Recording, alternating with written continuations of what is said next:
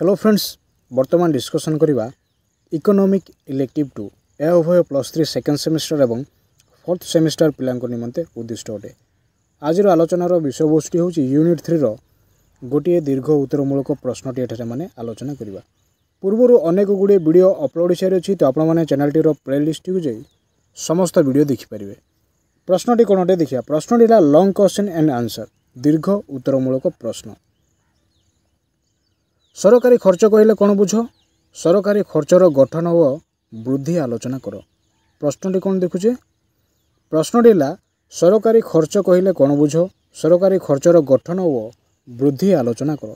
Discuss meaning, composition and growth of public expenditures. सरकारी खर्च होची सेही खर्च जेउटी नागरिक मानकर सुरक्षा पई बा नागरिक मानकर मिलित आवश्यकता परितृप्ति पई बा सेमानकर अर्थनैतिक व सामाजिक कल्याण पई सरकार, केंद्र, राज्य व स्थानीय सरकार द्वारा करा जाई थाए। तो सरकारी खर्च कला माने कोन बुझू? जेउ खर्च साधारण नागरिक मानकर सुरक्षा निमंते एवं सेमानकर अर्थनैतिक व सामाजिक कल्याण पई सरकार, केउं सरकार ना केंद्रीय सरकार, राज्य सरकार और स्थानीय सरकार द्वारा यह करा जाई थाए। एहीपरि भाव निजर प्रतिपालन एवं समाजर तथा समग्र अर्थनीति पई सरकार जो व्यय करिथांती ताहाकू सरकारी खर्च कुहा जाए। तो एही भली खर्च अर्थात केंद्रीय सरकार द्वारा, राज्य सरकार द्वारा एवं स्थानीय सरकार द्वारा जेभली भाव जनसाधारण प्रति खर्च करा जाई थाए तथा समग्र अर्थनीति पई सरकार जो व्यय करिथांती ताहाकू कोन कुहा जाए? सरकारी खर्च कुहा जाई थाए। आजिकाली केतेक सरकार अन्य राष्ट्र को साहाय्य करिया को खर्च करूछंती एवं ताहा मध्य मोट सरकारी खर्च गोटे अंश को गठन करिथाए। तो आजिकाली समय रे, वर्तमान समय रे सरकार अन्य राष्ट्र माननकु साहाय्य करिया निमंते अर्थ व्यय करंती बा अर्थ खर्च करिथांती एवं ताहा मध्य कोनटा ना मोट सरकारी खर्चर गोटे अंश को गठन करिथाए। आधुनिक समय रे सरकारी खर्चर विषय अर्थशास्त्र उपभोगर विषय भली राष्ट्र भीतर अध्ययन अधिक गुरुत्व हासिल करियछि। तो आधुनिक समय, आधुनिक अर्थात वर्तमान समय रे सरकारी खर्चर विषय अर्थशास्त्र उपभोगर विषय भली होइछि, जहाँकि राष्ट्रर भीतर अध्ययन अधिक गुरुत्व हासिल करियछि।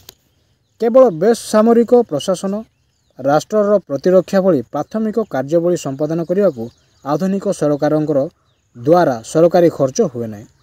तो केवल बेसामरिक प्रशासन, राष्ट्रर प्रतिरक्षा भली प्राथमिक जो कार्यावली गुड़िक रही ता संपादन करने को आधुनिक सरकार मानक द्वारा, आधुनिक सरकार अर्थात वर्तमान सरकार द्वारा सरकारी खर्च कौन होता है? होई न थाए। यह मध्य निज निज राष्ट्रर अर्थनैतिक विकास को उन्नति करने को संपादन होता है। तो यह मध्य कौन होता है ना निज निजर देश बा निज निजर राष्ट्रर अर्थनैतिक विकास को उन्नत करने को संपादन होता है बा प्रोत्साहन देता है। तेणु समय क्रमे सरकारी खर्च क्रमशः वृद्धि पाउछि। तो यह सब कार्यकलाप द्वारा समय क्रम कौन होछि ना सरकारी खर्च गुड़िक क्रमशः वृद्धि पाइबारे लागिछि। निम्न आमे माने सरकारी खर्चर केतेक गुरुत्वपूर्ण श्रेणी विभाजन आलोचना करियछु जो सरकारी खर्च वृद्धि होछि। तो वर्तमान आम देखा सरकारी खर्चर वृद्धिर कारण गुड़िक कौन कौन अटे तार निम्न कौन कर श्रेणी विभाजन गुड़िक से गुड़िक कौन कौन अटे देखा। प्रथम रहा सुविधा भित्तिक उपरे श्रेणी विभाजन। तो सुविधा अनुଯାयी कौन कर श्रेणी विभाजन कर। सुविधा भित्तिर कौन एवं प्लेहन सरकारी खर्च को 4 प्रकार श्रेणी रे विभक्त करियछन्ति। तो सुविधा भित्तिर ए दुई जन कौन करियछन्ति ना सरकारी खर्च को 4टी भाग रे विभक्त करियछन्ति। प्रथमटी है समग्र समाज को सुविधा प्रदान, समग्र समाज को सुविधा प्रदायी सरकारी खर्च। तो एठारे माने कौन देखुछे? प्रथम विषयटी है समग्र समाज को सुविधा प्रदायी सरकारी खर्च। समाजरे समस्त को सम भाव में सुविधा प्रदान करथुवा सरकारी खर्च यही श्रेणी रे देखा जाई पारे। तो समग्र समाज को सुविधा प्रदायी सरकारी खर्च कहला मैंने कौन बुझू ना समाजर समस्त को समान भाव में सुविधा प्रदान करथुवा सरकारी खर्च को कौन कह जाए समग्र समाज को सुविधा प्रदायी सरकारी खर्च कह जाए।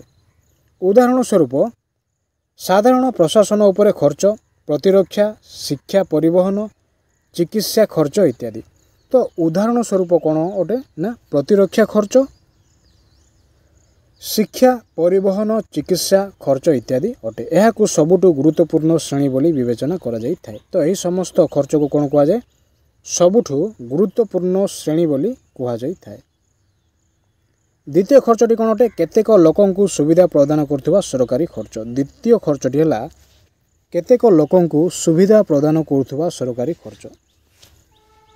सेगुड़ी कौन अटे देखा जो सरकारी खर्च गुड़िक केतेक लोकंकु सुविधा प्रदान करे मात्र समस्त लोकंकु नुहे ताहा एई विभाग रे रखा जाई थाए। तो केतेक लोकंकु सुविधा प्रदान करथुवा सरकारी खर्चटी कहले आमन कोन बुझू ना जो सरकारी खर्च गुड़िक केतेक लोकंकु सुविधा प्रदान करिथाए। तो किछि मात्रा लोकंकु यह सुविधा प्रदान करथाए एवं अन्य किछि लोकंकु यह सुविधा प्रदान करिन थाए ताहा एई विभाग कौन कर रखा जाई अछि। उदाहरण स्वरूप गरीब मानंकु रिहाती अबकारी भत्ता वार्धक्य पेंशन इत्यादि। तो उदाहरण स्वरूप कौन अटे ना गरीब मानंकु रिहाती बेकारी भत्ता वार्धक्य पेंशन इत्यादि। केतेक निर्दिष्ट लोक व समग्र समाज को सुविधा प्रदान करथिबा सरकारी खर्च। तृतीय खर्चटी कौन अटे ना केतेक निर्दिष्ट लोक व समग्र समाज को सुविधा प्रदान करथिबा सरकारी खर्च। पुलिस सुरक्षा न्याय इत्यादि समग्र समाजर निरापत्ता व सुरक्षा को दृढ़ीभूत करते। पुलिस सुरक्षा न्याय इत्यादि समग्र समाजर निरापत्ता व सुरक्षा को कौन करते ना दृढ़ीभूत करते। तथापि एही सेवा गुड़िकर निर्दिष्ट सुविधा समाजर दुर्बल श्रेणी को प्रदान हुए जो माने कि पुलिस रो सुरक्षा और न्याय विचार अन्य मानकर अपेक्षा अधिक आवश्यक करती। तो एही सेवा गुड़िकर निर्दिष्ट सुविधा समाजर दुर्बल श्रेणी को कौन कर प्रदान कर जो माने कि पुलिस रो सुरक्षा और न्याय विचार अन्य मानक अपेक्षा अधिक आवश्यक करती। परवर्ती खर्चटी कौन अटे निर्दिष्ट दलर लोकंकु सुविधा प्रदान करथिबा सरकारी खर्च। तो निर्दिष्ट दलर लोक मानकर सुविधा अनुसार सरकारी खर्च करथिबा अर्थ को कौन कह जाए ना एक निर्दिष्ट एकक बा गोटे दल उपर केवल एक स्वतंत्र सुविधा प्रदान करथिबा खर्च एई श्रेणी रे रखा जाय अछि। तो एई श्रेणी रे केउ सब खर्च गुडी रखा जाय अछि एक निर्दिष्ट एकक बा गोटे दल उपर केवल एक स्वतंत्र सुविधा प्रदान करथिबा खर्च एही श्रेणी रे कौन करा जाय ना रखा जाय अछि। उदाहरण स्वरूप चाषी मानक प्रदान होतिबा रिहाती बा निर्दिष्ट शिल्प को प्रदत्त रिहाती इत्यादि। तो उदाहरण स्वरूप आम कौन देखुचे निर्दिष्ट दलर लोकंकु सुविधा प्रदान करथिबा सरकारी खर्चटीर उदाहरणटी है चाषी मानक प्रदान होतिबा रिहाती बा निर्दिष्ट शिल्प को प्रदत्त रिहाती इत्यादि। आडम स्मिथ कार्यबली भित्ति उपरे श्रेणी विभाजन किए करछंती ना आडम स्मिथ तांकर श्रेणी विभाजन गुड़ी कौन कौन अटे देखिया। प्रथम टी है रक्षात्मक खर्च। तो रक्षात्मक खर्च केउ दिगरे व्यवहृत हुए प्रतिरक्षा पुलिस न्यायर शासन कोर्ट जेल अस्त्र शस्त्र आदि क्रय खर्च होता है। तो आडम स्मिथ अनुसार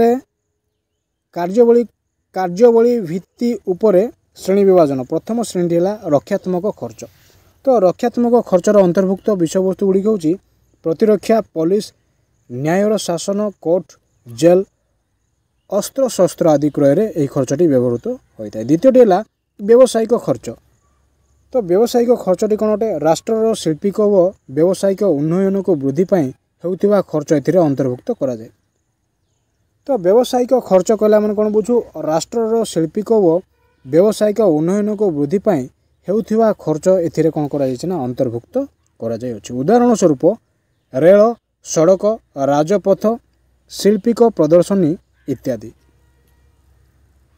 3 नंबर खर्चटी है विकासमूलक खर्च। तो विकासमूलक खर्च कले कौन बुझू ना विकास क्षेत्र में व्यवहृत होता अर्थ को आम कौन कही था विकासमूलक खर्च कही था। उदाहरण स्वरूप देखा शिक्षा स्वास्थ्य आमोद प्रमोद सर्वसाधारण उपयोगितार सुविधा मान इत्यादि। तो विभिन्न उन्नयन प्रकल्प और सामाजिक प्रकल्प होता खर्च को यही विभाग में अंतर्भुक्त करा जायछि।